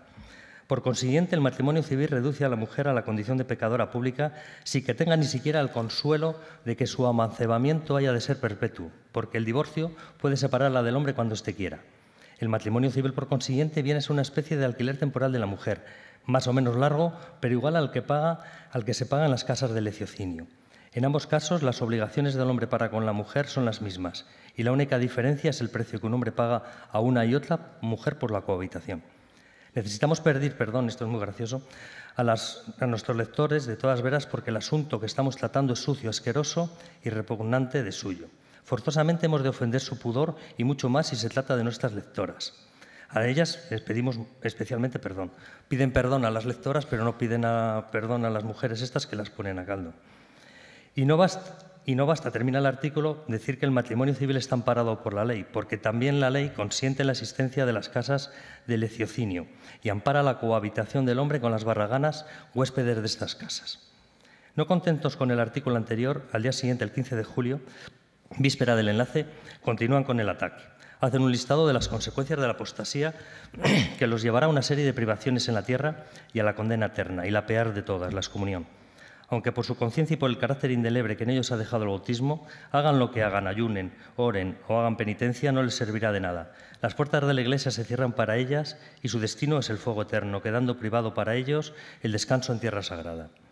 Hemos de recordar que todos nuestros protagonistas hasta hace apenas 2 meses profesaban la fe católica y vivían con el temor de buenos cristianos según habían sido educados, por los que estas amenazas seguro que estaban dirigidas como último intento para hacerles desistir de su propósito. En medio de estos ataques surge un nuevo protagonista que hasta entonces se había mantenido al margen, el Heraldo de Zamora, el diario liberal independiente. Con fecha 15 de julio publica un artículo afeando la actitud del Correo de Zamora, en este tema apelando a la caridad cristiana y al respeto que merecen las 2 hermanas calumniadas desde las páginas de dicho diario. Frente a los insultos, pide el respeto que merece toda mujer. Ese mismo día, con el artículo, la doctrina del crucificado responde a las críticas de sus colegas del Heraldo, defendiéndose de las acusaciones y alegando que llama las cosas por su nombre, al que roba ladrón y al que se casa por lo civil concubina. Para ellos se consideran los ofendidos, así como los únicos depositarios de la educación, calma, lealtad y nobleza que requiere toda discusión. Acusan de los ataques indignos a sus colegas. Y en medio del fuego cruzado entre los diarios de la ciudad están las 2 hermanas, blanco de todas críticas e insultos y en el fondo excusa para el enfrentamiento periodístico entre rivales. Entre los ataques, una noticia destacada. El Heraldo se hace eco en una nota de la disposición por parte de Ambrosio y María, padres de las hermanas Santiago, de repartir entre los pobres de la ciudad, a través de su ayuntamiento, de una cantidad de dinero similar a lo que debían entregar a la Iglesia en concepto de dispensa. Y por fin llega el día de la boda. El 16 de julio, festividad de la Virgen del Carmen, y para mayor disgusto del señor obispo, por la fecha elegida tiene lugar el polémico matrimonio civil entre las 2 parejas. Tenemos detallada crónica a través del Heraldo. La Plaza Mayor, lugar de residencia de las novias, se llena de gente desde la primera hora de la mañana para mostrar su apoyo a las jóvenes. Allí se dan cita una multitud heterogénea que acude en una mezcla de curiosidad y simpatía hacia los novios, que se cobija bajo los soportales para protegerse del sofocante calor estival. El enlace está previsto para las 11. Claudia y Bárbara, vestidas con lujosos trajes de seda negra, mantilla española del mismo color y ramo de azahar en sus manos, son recibidas entre aplausos y vítores mientras se dirigen a tomar el coche que les llevará al juzgado para la ceremonia donde les espera el juez don Mariano Prieto, junto a otros 2 testigos. Suena la marsellesa y el himno de riego mientras una multitud profiere gritos de apoyo a los contrayentes y de ataque a las autoridades eclesiásticas con muras al clericalismo, alentados por un grupo de ideología republicana y anticlerical que aprovecha la ocasión centrando sus abucheos en un sacerdote que se dirigía en esos momentos hacia la calle La Renova. Rafael Ildemón, el fotógrafo, es el encargado de inmortalizarlos a los nuevos esposos en su estudio de la calle Viriato para a continuación reunirse todos a comer en el Café París. El Heraldo no escatima en calificar el enlace al decir que tal era el número de personas invitadas que, sin temor a equivocarnos, podemos asegurar que ha sido la boda más rumbosa que se ha celebrado en Zamora. Por su parte, en prevención de disturbios, la Guardia Civil protege la redacción del Correo de Zamora y la imprenta San José. Desde allí, el redactor del diario tradicionalista, que persiste en su idea de concubinato, escucha los sones de música y los gritos de la multitud de fondo mientras redacta su crónica. Unos días más tarde, a través del diario de la región, los señalados de encabezar los disturbios de la Plaza Mayor publican un comunicado en que se defienden de dichas acusaciones. Se trata, entre otros, de José Bugallo, periodista anticlerical y fundador de la Agrupación Republicana de Zamora. Asimismo, en dicho comunicado defienden la responsabilidad de la seguridad del inspector Tola de haber obrado con cordura y evitando la fuerza. El obispado, por su parte, publica su versión de los hechos a través de su boletín. Nota que reproduce días más tarde en sus páginas el Correo, que actúa como medio de difusión de la misma entre los lectores zamoranos. En primer lugar, se refiere a la tasa de los novios, que consideraron excesiva como conforme a la situación económica de las familias, y su rechazo lo considera una mera excusa. Critica tanto las formas como la fecha elegida, la festividad del Carmen, para gran disgusto del obispo devoto de esta advocación. Considera que el proceder de los novios se debió a los malos consejos y les advierte de los graves perjuicios de la excomunión. La celebración del matrimonio, lejos de zanjar la polémica, la acentúa. La guerra entre la prensa continúa con aumentada virulencia. Por un lado, el Heraldo, que no escatima críticas a las autoridades eclesiásticas y al periódico que les hace de portavoz, el Correo de Zamora, al que le recuerda los problemas y enfrentamientos que tenía en ese momento con el periódico anticlerical La Voz, siendo uno de los redactores el periodista José Bugallo, protagonista de los disturbios de la Plaza Mayor. Unos y otros se empeñan a través de sus páginas en defender la validez o no del matrimonio civil. Podemos suponer que la situación y la presión social a la que estaban sometidas las dos parejas hacían que su vida no fuese apacible. Abelino y Bárbara como vecinos de Zamora y Joaquín y Claudia en Corrales del Vino. Hemos de recordar la lectura de la circular del obispo en todas las misas principales de la parroquia, que junto con los artículos de prensa pusieron en boca de todos lo que en principio debía ser un asunto privado. Apenas 4 meses después de la celebración de los polémicos matrimonios fueron suficientes para hacer que reconsiderasen su actitud y volviesen a pensar en una acción canónica de sus uniones. Piden perdón por sus actos que le llevaron el mar ahora a apostatar de la religión católica y traicionar sus sentimientos cristianos para unirse en matrimonio ante el juez municipal y muestran sus deseos de una unión canónica. Vuelven a manifestar su impedimento de consanguinidad para contraer matrimonio y la necesidad de obtener la correspondiente dispensa. Se pone en marcha otra vez el expediente matrimonial, pero sigue un grave inconveniente. Ambas parejas, al apostatar y ser comulgada, deben pedir el reingreso en el seno de la Iglesia Católica. El acto de adjuración o de reintegro tiene lugar en el Palacio Episcopal el 30 de agosto de 1904. En él, de rodillas ante el obispo y con los evangelios en la mano, siguiendo un estricto protocolo, ambas parejas manifestaron su deseo de volver al seno de la Santa Iglesia Católica, reconociendo su grave pecado y su deseo de cumplir con todo lo que se les imponga para conseguirlo. Prometieron cumplir la penitencia que les fuera impuesta y vivir separados, sin trato carnal, el tiempo que les fuera impuesto hasta que contrajesen el referido matrimonio canónico. Ambas parejas llevaban casi 2 años haciendo vida en común, por lo que el motivo que se alega ahora cambia. Ya no se alega el de honradas familias, sino que es el de infamia con cópula. Causa que se alega cuando los oradores han mediado cópula, la cual ya es pública. Además, si estuviera embarazada la mujer, quedaría esta infamada e incasable. Por dichas circunstancias han de cumplir su penitencia adicional, la de no convivir juntos 4 días consecutivos, separados de todo trato y comunicación pecaminosa entre sí, además de cumplir con la obligación de ir misa rezada y confesarse. El montante de las tasas de la dispensa apenas varía con las que se le impusieron 2 años antes, estableciéndose ambas en 395 pesetas, 20 más de las que originalmente fueron rechazadas. Todo ello aceptado sin protesta alguno, junto con la penitencia impuesta y que abona el propio Ambrosio Santiago, padre de las 2 hermanas. Con el fin de evitar toda publicidad a este asunto y no incurrir en el espectáculo que supuso a la sociedad zamorana, el tema se ha llevado con la máxima discreción, careciendo de noticias en los diarios de la ciudad, a diferencia de lo ocurrido 2 años antes. Atendiendo a esta discreción, se les exime de las proclamas y amonestaciones que se acostumbran a hacer previas a todo matrimonio y que se exhiben en las puertas de los templos. Todo está dispuesto y aprobado a la unión canónica, que tiene lugar el sábado 3 de septiembre en la iglesia de Nuestra Señora del Carmen, conocida como del Camino, Quizá la elección del templo se deba como desagravio a la fecha elegida 2 años antes para la celebración de su matrimonio civil, que coincidió con la festividad de la Virgen del Carmen. La noticia del enlace aparece únicamente en el boletín oficial del obispado, en la que ahora son todo buenas palabras y elogios hacia los contrayentes, a los que atribuyen su horror a los malos consejos, y se alegra de la nueva situación, deseando a los mismos toda clase de bendiciones. Y esta es la historia.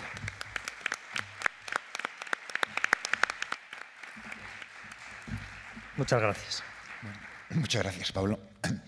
Vamos a pasar a la siguiente comunicación de Alejandro Méndez Frades en torno a la celebración del tercer centenario del Quijote en Zamora en 1905.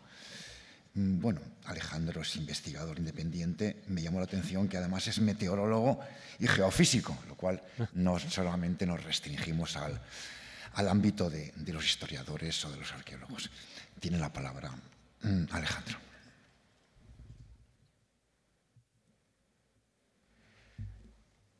Muy bien, pues buenos días a todos y todas y muchas gracias por vuestra asistencia y también en especial al Instituto de Estudios Zamoreños Florian de Ocampo por darme esta oportunidad de presentar esta pequeña comunicación que, como podéis ver en el título, se centra en dar cuenta sobre una celebración que tuvo lugar a principios del siglo XX, que no fue otra que la celebración del tercer centenario del Quijote en la ciudad de Zamora.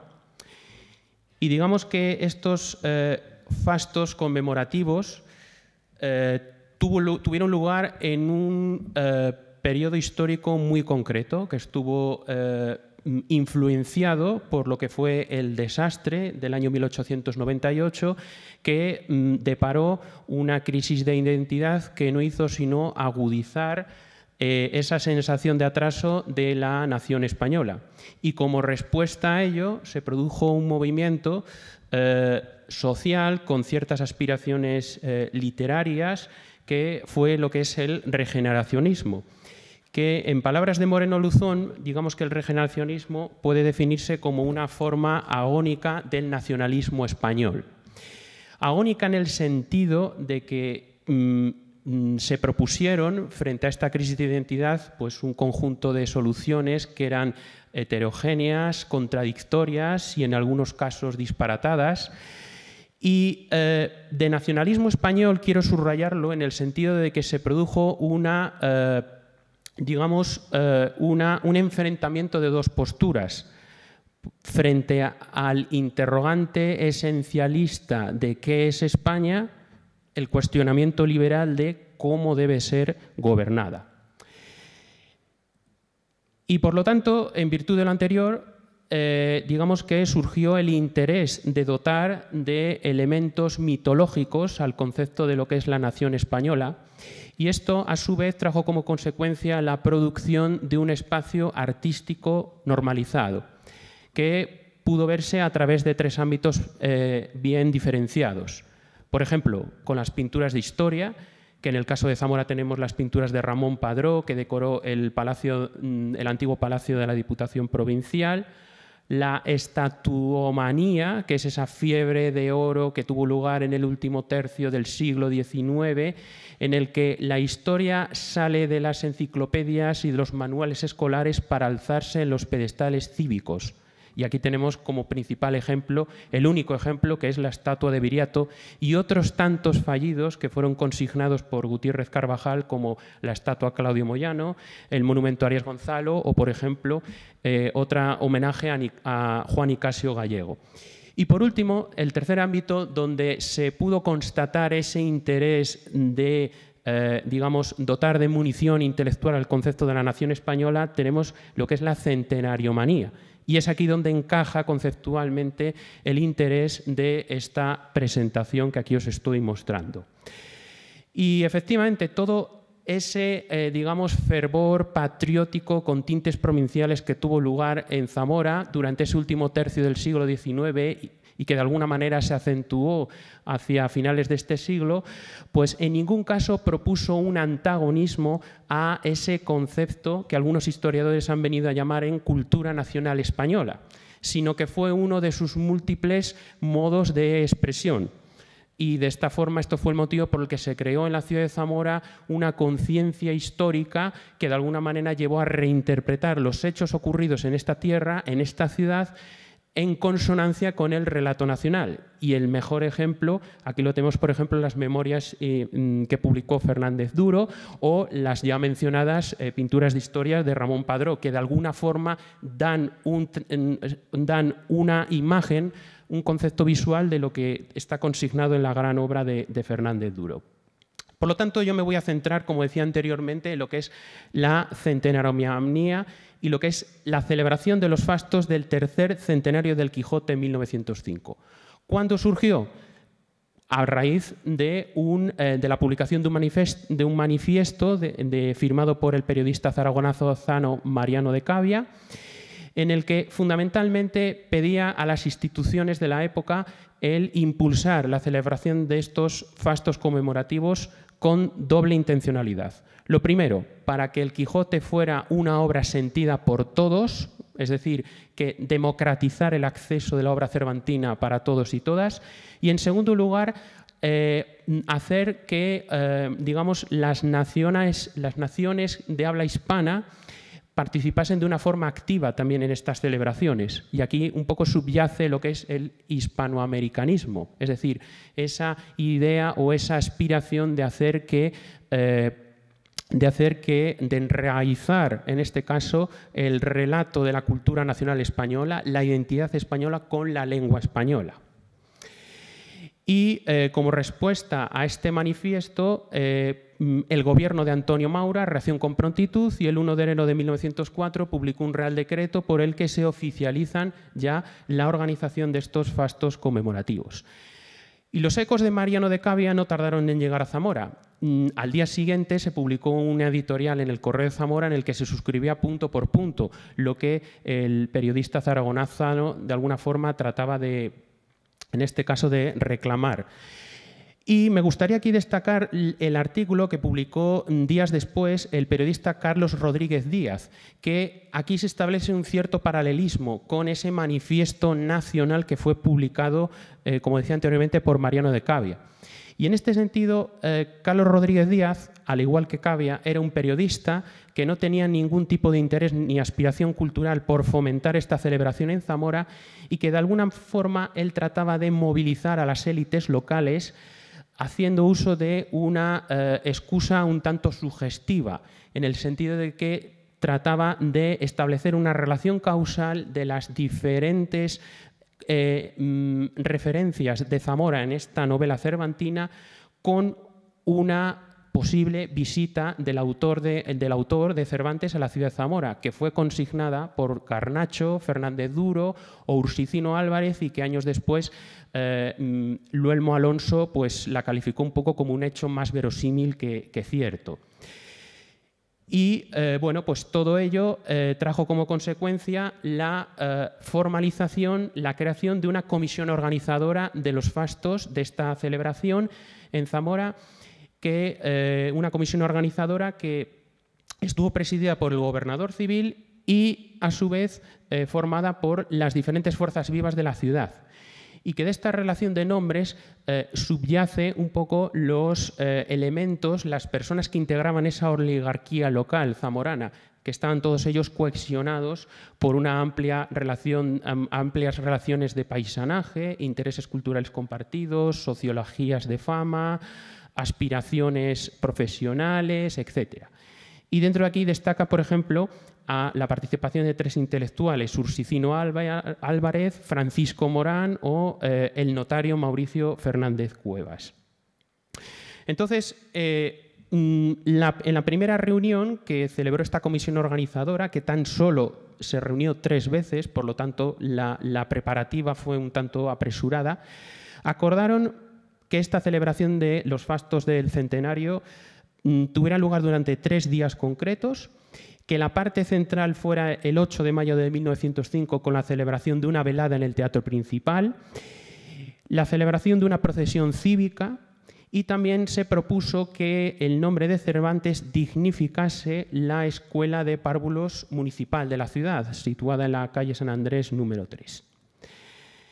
Llegó el día y llegó esa parte central de esa celebración que fue el 8 de mayo de 1905 con esa velada en el Teatro Principal, en el que estuvo protagonizada fundamentalmente por el discurso que pronunció el abogado e intelectual Francisco Morán López, que lo tituló Discurso sobre Cervantes y el Quijote. Y en este sentido me gustaría, yo creo que lo más apropiado, los 3 puntos que caracterizaron ese discurso que pronunció, que fue tan resonante que semanas después la sociedad zamorana le tributó un homenaje a este prestigioso abogado intelectual. Y digamos que la exégesis cervantina de Francisco Morán López se puede resumir en 3 ideas fundamentales. La primera, que reafirma el carácter irónico de la obra, no se deja llevar por las interpretaciones esotéricas de la época, impelidas por los principios ideológicos del romanticismo. En segundo lugar, la negación de Cervantes como ingenio lego, un poco en contraposición a lo que defendía su amigo Miguel de Unamuno. Está en la línea exaltatoria del autor. Y en tercer lugar, tenemos la relación de Don Quijote y Sancho, que en este sentido Francisco Morán López la interpreta a la luz de sus principios ideológicos, que fueron el carlismo, el vázquezmellismo, que defendió a lo largo de su vida.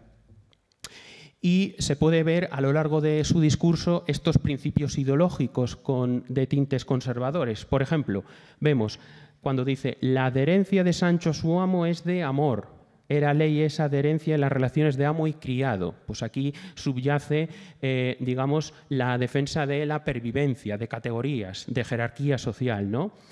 Tenemos Sancho es amante de su mujer y sus hijos, pues la defensa de la familia tradicional. O, por ejemplo, incluso destaca o pone en valor el carácter, la capacidad bélica de los españoles para levantarse contra un orden establecido, que fue en esencia lo que fue el carlismo. Y digamos que esta incursión de Francisco Morán López en la exégesis, en la obra de Cervantes, esta exégesis no fue algo accidental y puntual que le pidió esa comisión organizadora, sino que ya venía un poco de atrás, porque fruto de la estrecha amistad que compartió con Miguel de Unamuno. Y de hecho Miguel de Unamuno decía de Francisco Morán López que era el más intelectual de Zamora, como así recogió Calvo Madroño en su obra de estadística de la provincia de Zamora. Y aquí se pone de manifiesto esta relación personal entre estos 2 intelectuales en estos 2 fragmentos de 2 cartas que desarrollaré posteriormente en la comunicación escrita y que me han cedido generosamente la familia de Morán Cabré. Y aquí destaca, por ejemplo, una comunicación entre ellos del 11 de agosto de 1899, en la que Unamuno le transmite a Morán López que está haciendo un largo estudio del Quijote en forma de comentarios. Es decir, que fue aquí cuando empezó su obra Vida de Don Quijote y Sancho. O incluso posteriormente, cuando le dice Unamuno a Morán, me ha tocado usted en lo vivo al traerme a cuento al heroico Sancho, que se volvió loco de remate cuando su amo se moría. Es decir, aquí subyace el proceso de quijotización de Sancho, que Unamuno un tanto lo resume en el sentido de que cuán de poderosa es la locura que hasta los más cuerdos acaban siendo arrastrados por ella, ¿no? Y que digamos que este concepto de quijotización de Sancho no era compartido por Morán López.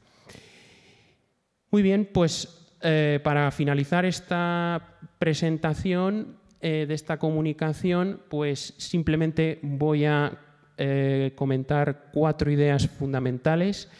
Lo primero, que esta conmemoración llama la atención en el sentido de que no celebra la muerte ni el nacimiento de un escritor, es decir, de una persona, sino que conmemora algo, entre comillas, material, como es un libro. Y de alguna forma esto tiene una cierta consonancia, habida cuenta del ambiente polarizado de la Restauración. En segundo lugar, este acto no se trató de un acto con un marcado carácter localista, sino que lo que se celebró en Zamora respondía a un patrón nacional. Todas las ciudades hicieron lo mismo que se hizo en este caso en Zamora, y de alguna forma esto supuso una oportunidad para la élite cultural de la ciudad a hacerse ver y participar, contribuir a ese relato nacional, a esa cultura nacional española que aspiraba a conferir una identidad a sus individuos. En tercer lugar, tenemos esta celebración de alguna forma produce la idealización de los protagonistas de la novela. Es decir, Sancho y Don Quijote no son digamos, interpretados en el sentido de que pueden ofrecer modelos, sirven de modelos de comportamiento. No son meros actores dentro de una novela que fue escrita por Cervantes para entretener a los lectores. Y luego ya por último tenemos el papel que jugó el abogado e intelectual Francisco Morán López, que de alguna manera su contribución infundió un halo cultural a la celebración. Él era consciente de que la memoria es la política por otros medios y por lo tanto de alguna forma estaba concienciado en la importancia que tenía esta celebración para nacionalizar a sus conciudadanos. Pues nada más. Muchas gracias a todos y todas por su atención y en especial al Instituto de Estudios Zamoranos Florian de Ocampo y bueno, pues espero que haya sido de interés para todos este pequeño resumen de mi comunicación. Muchas gracias.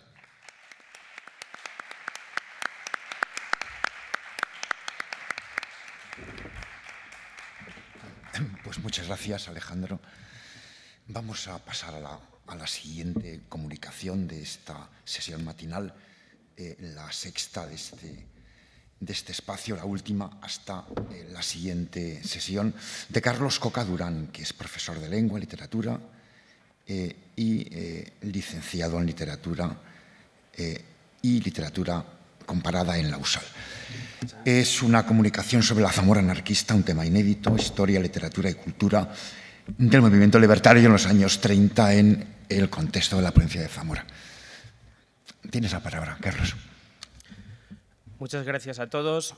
Voy a exponer Zamora anarquista, historia, literatura y cultura del movimiento libertario en los años 30. La provincia ha sido siempre terreno fértil en acontecimientos reivindicativos. Así, hasta su leyenda más conocida, el Motín de la Trucha, parte de un levantamiento medieval. O a fines del siglo XIX, Santiago Méndez Plaza describe el carácter colectivista en su obra Costumbres comunales de Aliste. Nos acercaremos al estudio de las organizaciones libertarias zamoranas, especialmente durante los años previos al estallido de la Guerra Civil. En el caso español, el anarquismo fue un movimiento social, cultural y político de masas, que tuvo en lo laboral su máxima expresión. Una primera referencia del anarquismo organizado en Zamora fue del historiador de origen judío Max Nettlau, quien en 1872 citó en la provincia a un grupo internacionalista.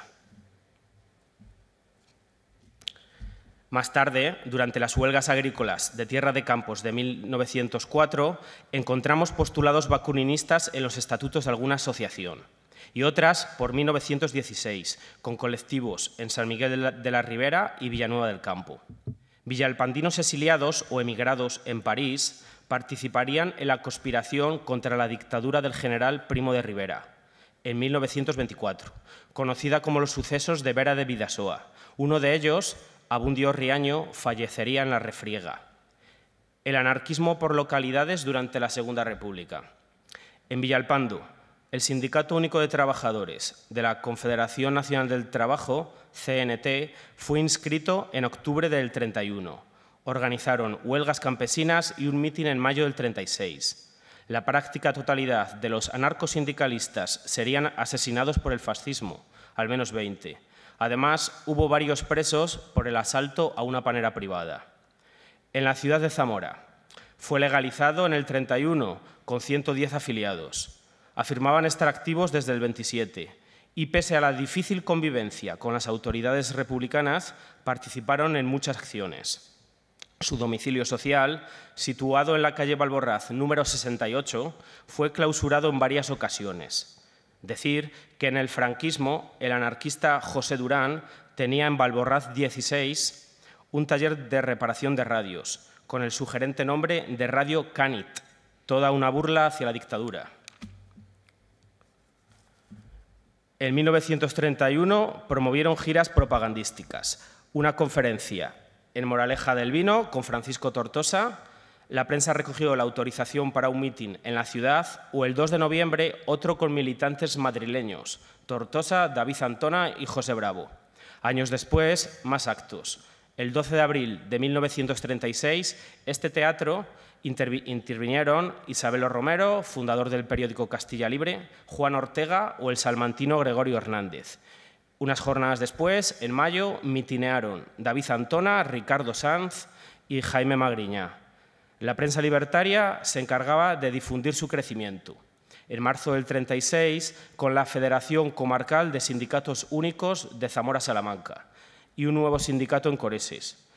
La construcción de la vía férrea desde Zamora a Ourense dio las condiciones necesarias para un incipiente movimiento obrero. Pronto crearían asociaciones sindicales, adheridas a la socialista Unión General de Trabajadores y, por supuesto, a la CNT. En el poblado del viaducto Martín Gil, en Palacios del Pan, funcionaría un sindicato. Varios de esos operarios sindicados procedían de las obras de los Altos del Duero. Losacio de Alba tuvo una potente CNT, con corresponsal y inscritos en la prensa libertaria, donde mostraban sus inquietudes para consolidar una biblioteca popular o actividades cotidianas como un entierro o un matrimonio laico. La represión en el verano del 36 fue atroz, dándose casos de auténtico sadismo. El caso de Sanabria. Sin embargo, el lugar donde más recorrido tuvieron sus propuestas fue la comarca de Sanabria, motivado por la construcción de la vía. Para esa dificultosa tarea, en la que había que superar una complicada orografía, llegaron trabajadores de toda la península. Se asentaron en un poblado acondicionado ex profeso para los obreros, denominado Campamento de Nueva Puebla, situado en las proximidades del túnel 12, en el municipio de Requejo de Sanabria. Allí residían unos 1.500 carrilanos, nombre popular para estos operarios. La actividad sindical sería constante. En el movimiento revolucionario de octubre del 34 asaltaron varios lugares y hubo decenas de encarcelados, entre ellos el dirigente Luciano Felipe Martín. Y durante la conflictiva primavera del 36 aumentó la movilización social, consolidándose la CNT de Requejo, Padornelo, Vigo, Nueva Puebla o Lubián, así como su influencia en otras localidades. Uno de los sucesos más nombrados fue el atentado contra la Casa del Pueblo de Requejo, que parece ser fue capitaneado por el párroco local. Fue publicado por el periodista Antonio Zozaya en El Liberal de Bilbao, el 21 de abril del 36. La prensa zamorana y la nacional anarquista se ocuparían también del asunto. Campo Libre publicó una fotografía con este tajante pie de ilustración. En Requejo de Sanabria arrojó al centro obrero una bomba al cura, destrozándolo. Como respuesta, los compañeros se apoderaron de la iglesia, donde han puesto el sindicato. Nunca va a ser más útil el templo, hay que arrojar a los mercaderes. La primera semana de junio, los sindicatos gallegos y sanabreses declararon una huelga para reclamar mejoras salariales. Duró 28 días. El periódico La Tarde cifró en 4.000 a las familias participantes. Concluyó con la victoria de los trabajadores, tras la negociación de los cenetistas Salvador García y el minero Astur, residente en Sanabria, Manuel Fernández, alias el Asturiano. Un fenómeno interesante, quizá no lo suficientemente estudiado, fue el paulatino desbordamiento del modelo sindical ugetista en beneficio de la CNT. Se aprecia bien en Sanabria, donde al menos 2 sindicatos cambiaron en bloque de la UGT a la CNT. En Vigo de Sanabria, la labor difusora de Manuel Román del Estal fue encomiable. La Federación Anarquista Ibérica, la FAI en Zamora. La documentación del archivo IISG de Ámsterdam sitúa a la FAI en la provincia de Zamora. Un informe del Comité de Relaciones de la Regional Centro de la FAI afirmaba: los grupos habían quedado, después de los sucesos de diciembre del 33, reducidos a la mínima expresión, hasta el extremo de no pasar de la media docena, asegurando que la situación había mejorado con grupos en la capital y Villalpando, y núcleos en Valdescorriel, Pobladura del Valle y Benavente. Otra circular interna, tras octubre del 34, identificó a un grupo en el barrio de San Frontis. Y por último, el semanario Tierra y Libertad, en junio del 36, otro en Requejo, denominado Los Carrilanos. La fuerza del movimiento anarquista se debía también a la extensa red de paqueteros y suscriptores a su prensa, el apoyo a las iniciativas cooperativistas y a experiencias culturales afines, como el esperanto, así como su pragmática forma de entender el sindicalismo de una manera bastante efectiva en sindicatos únicos. Por último, anarquistas zamoranos residentes fuera de la provincia. Nos vamos a detener en el repaso somero de algunos de estos sindicalistas y activistas sociales o artistas que desarrollaron su labor lejos de nuestra provincia. Amparo Barallón, esposa del novelista Ramón J. Sender, participaría en el Sindicato de Telefonistas de Madrid durante los primeros años republicanos. En 1934 regresaron a Moral de Sayago, deportados de América, la familia de Palmira Amor San Juan, activa en los grupos teatrales de la Fora Libertaria Argentina. De Villalpando era Melecio Álvarez Garrido, organizador confederal en Valencia. Y en Toro nació el dibujante Luis García Gallo, Koch. En Galicia, el maestro Luis Bazal desarrollaba su activismo en Berín, y Dalmacio Bragado en la ciudad portuaria de Vigo. Genuina fue la labor cultural del artista Baltasar Lobo. El escultor pertenecía a una ilustre familia ácrata originaria de Cerecinos de Campos. Su compañera sentimental, Mercedes Coma Posada Guillén, fue cofundadora de la organización anarcofeminista Mujeres Libres. Como anécdota, Lobo y el poeta León Felipe fueron los únicos varones en poder publicar en su revista, con el mismo nombre, Mujeres Libres. También lo fue, activa en Barcelona, Felisa de Castro San Pedro, natural de Belver de los Montes. León Felipe se entrevistaría durante su estancia en la Barcelona revolucionaria con otro zamorano de pro, el periodista Jacinto Torío. Él nació en Villanueva del Campo, en 1909. Después de estudiar en la Escuela de Periodistas de El Debate. Se acercaría a las organizaciones anarquistas catalanas, CNT, FAI, Federación Ibérica de Juventudes Libertarias y el Ateneo Libertario Faros, e iniciada la guerra se convertiría en director del diario Solidaridad Obrera, en el responsable de la oficina de propaganda de CNT-FAI, así como en el responsable de la radio colectivizada barcelonesa. Torío sería el encargado de presentar en el Cine Coliseum de Barcelona, el 28 de marzo del 37, a Felipe en su lectura del poema La Insignia. Y para concluir, esta experiencia fue abruptamente interrumpida con el golpe de Estado militar de julio de 1936. Y aunque los trabajadores de Asportelas Sanabresas soportaron durante 10 días el avance de los sublevados, muchos tuvieron que huir hacia Portugal.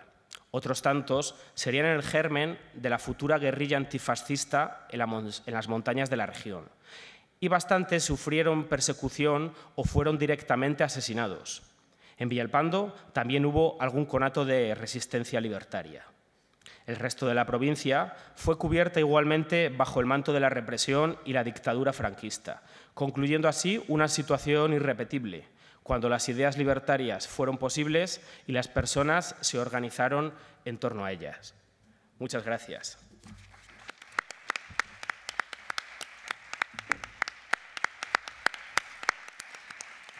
Muchas gracias, Carlos, por la comunicación. Bueno, os rogaría a los comunicantes si podéis subir aquí arriba a la mesa, dado la posibilidad de que preguntéis, maticéis o tengáis algún tipo de debate al respecto.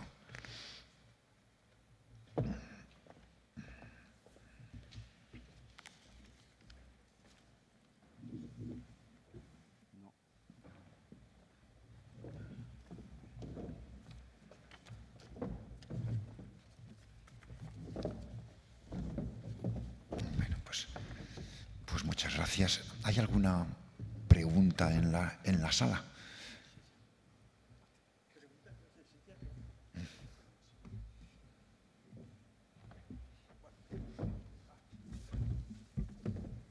Bueno, no sé si alguien...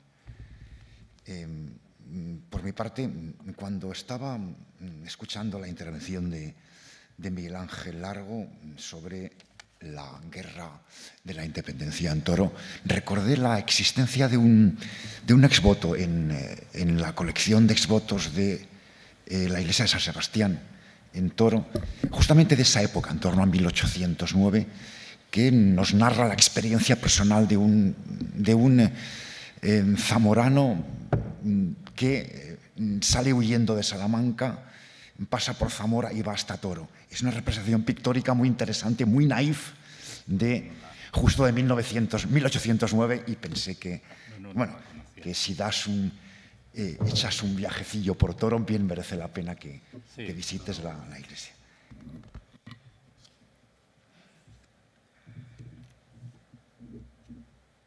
Bueno, ¿alguna pregunta, por favor?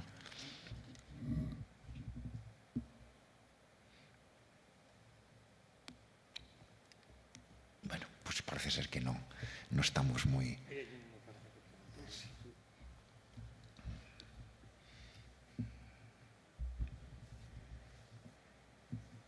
Sí, sí. Buenos días a todos. Mi pregunta se refiere al periodo de regencia de doña María Cristina de Borbón-Dos Sicilias. ¿Nos podría decir el ponente alguna diferencia y alguna relación entre las dos regencias de doña María Cristina de Borbón-Dos Sicilias y doña María Cristina de Borbón-Lorena? Gracias. Bueno, son dos periodos completamente distintos. La regencia de María Cristina de Borbón y Dos Sicilias es un periodo de crisis de la monarquía, de triunfo de la Revolución Liberal y de guerra civil. Y la regencia de María Cristina a finales del siglo XIX es un periodo de paz y estabilidad, al menos política. Y en el caso zamorano, sé que hay un estudio sobre Zamora en la segunda mitad del siglo XIX, creo, pero no sé decir qué ocurre en Zamora en concreto. Pero vamos, es el momento del turnismo y en Zamora, entiendo, seguirían las mismas dinámicas de alternancia política y de cierta estabilidad en comparación a la primera mitad del siglo XIX.